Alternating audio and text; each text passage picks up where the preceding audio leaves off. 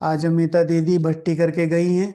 Teacher बहनों की भट्टी में आए थे तो उनका विशेष अनुभव अभी हम सुनेंगे, है ना। दीदी, क्या योग के अनुभव रहे?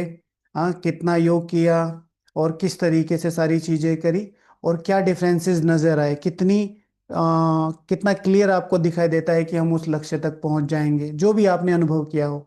जी दीदी। ओम शांति। जी दीदी। तो इस बार जब हम भट्टी के लिए गए थे, तो सबसे पहले तो आगे से ही मतलब जो भाई जी रोज सुनाते रहते हैं ना मधुबन का महत्व कि वहां आकर के क्या करना है। तो दो बातें मैंने पहले से ही तैयारी करी थी। एक बात तो अपने में बहुत ही अपने आप को समझाया था कि बच्चों के बेहद की कोई हद नहीं है। तो वो मैंने बहुत ध्यान रखा था। और दूसरी बात है कि मुझे मधुबन को रिफ्रेश करने के लिए जाना है। तो ये दो बहुत खुशी करी थी। और एक अपने आप को ये याद दिलाया था कि जब मैं मधुबन जाऊंगी तो 6 घंटे से कम योग नहीं होना चाहिए, 6 घंटे से ज्यादा ही करना है। तो ऐसे करके जब मैं पहले दिन गई तो रात को 1 बजे पहुंचे थे हम। जब रात को 1 बजे पहुंचे, सबसे पहले दिन हम पांडव भवन गए, वहां जाकर के योग किया। फिर भाई जी से मिलना हुआ। तो थोड़ी सी ही मुलाकात में योग के लिए पावर भर दिया कि योग पर ज्यादा ध्यान रखना है। फिर हम नीचे आ गए और दूसरे दिन से ऐसे लक्ष्य बनाकर बैठे कि ज्यादा से ज्यादा योग करना है। तो पहले दिन योग का चार्ट हुआ 12 घंटे का। लेकिन थोड़ा सा वो मतलब कुछ आगे पीछे होता है, इसलिए 11 घंटे का हमने लिखा। और वो योग का अनुभव ये था कि जैसे योग करने के लिए बैठे, तो पहले अंदर में ये था कि इतना लंबा तो कैसे कर पाएंगे। लेकिन जैसे योग करने के लिए बैठे, 1 घंटा पास हुआ, 2 घंटा पास हुआ, तो इतना शक्तिशाली अनुभव होता था कि योग से उठने का मन नहीं होता था। कि सर्व अमृत वेले के 3 से 5 कर लिए। तो 3 बजे से लेकर के शुरू किया तो 5 बजते बजते इतनी पावरफुल अनुभव होने लगता था कि अभी और बैठे रहे, उठे नहीं। फिर 10 बजे से लेकर के 2 बजे तक बैठते थे। तो उसमें भी ये होता था कि जैसे 2 बज गए तो उठने का मन नहीं होता था, लेकिन और सवा दो और ढाई अपने आप बच जाते थे।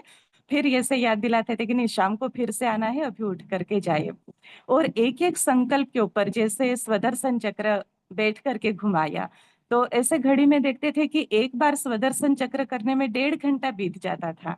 इतनी अच्छी वो एक एक स्वरूप की अनुभूति होती थी, इतना शक्तिशाली अनुभव होता था।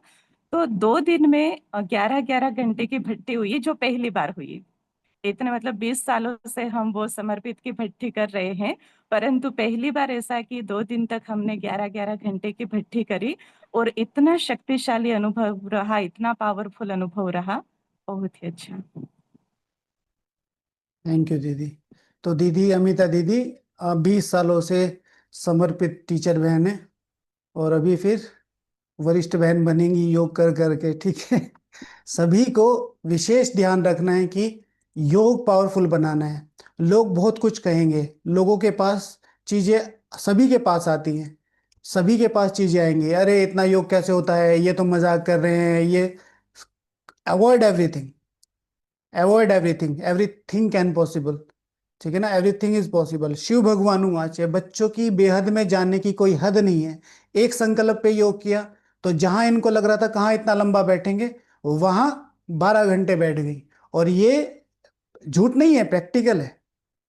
जब हमारा कभी महीने 2 महीने में कई बार अच्छी तरीके से कभी समय मिलता है, प्रोग्राम नहीं होता, ऐसे लगता है कि 2-3 घंटे तो ऐसे निकले जैसे 2-3 मिनट। जी।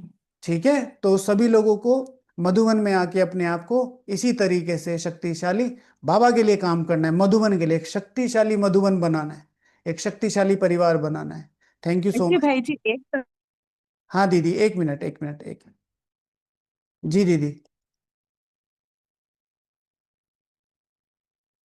आवाज नहीं आ रही दीदी। 1 मिनट, अच्छा। बस 1 मिनट, हाँ।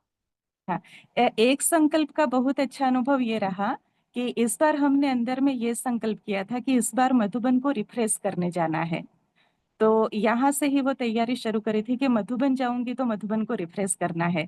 तो जैसे ही योग के लिए बाबा रूम में गए, तो जैसे हर बार जाते हैं तो बहुत सारी बातें होती है, बाबा को ये बताना ये बताना।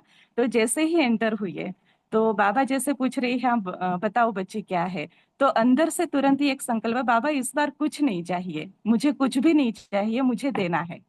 और 4 दिन तक जो भट्ठी रही उसमें ये एक ही संकल्प रहा कि मुझे मधुबन को रिफ्रेश करना है। और इसका रिजल्ट ये रहा कि कोई बातें भी अगर आती थी तो अंदर में ये आता था कि मुझे मधुबन को रिफ्रेश करना है, तो कोई भी हल्का थॉट्स नहीं चलना चाहिए, क्योंकि मुझे मधुबन को रिफ्रेश करना है। तो 4 दिन तक दो ही संकल्प का ये रहा कि बच्चों की बेहद की कोई हद नहीं, और मुझे मधुबन को रिफ्रेश करना है।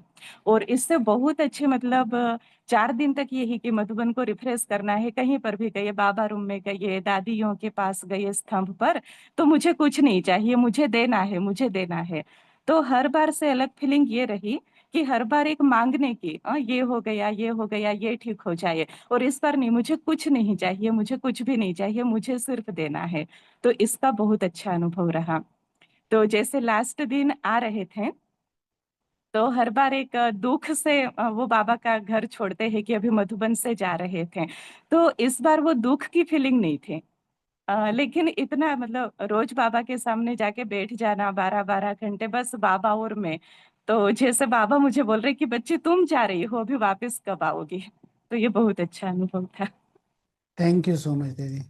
ठीक है, और ऐसे ही सभी को लक्ष्य लेके आना है कि कैसे भाई जी। मधुबन भाई जी। सबको एक ताकतवर वो थीम बनानी है, कैसे मधुबन को तैयार करना है, कैसे मधुबन को तैयार करना है, कैसे मधुबन को रिफ्रेश करना है। बड़े बच्चे बन जाओ। और जो लोगों को असंभव लगता है, आप लोगों को ये बात बताएंगे ना, तो उनको ये लगेगा ये सपनों की बातें कर रहे हैं। सपनों को सच करेंगे। ठीक है। चलो बाबा को थैंक यू बोलते हैं। थैंक यू दीदी, हैं, थैंक यू एवरीवन। क्योंकि एक की वजह से, दीदी का अकेले का एफर्ट नहीं है, सबकी शुभ भावनाएं, सब ये जो संगठित वाइब्रेशन बना रहे, तो आत्मा में ताकत भरती है। परिवार बहुत ज्यादा सहयोगी बनता है। तो ऐसा नहीं है दीदी ने ये 12 घंटे, हम सब ने मिलके किए। और अब आप आएंगे तो आपका सहयोग मिलेगा। ठीक है।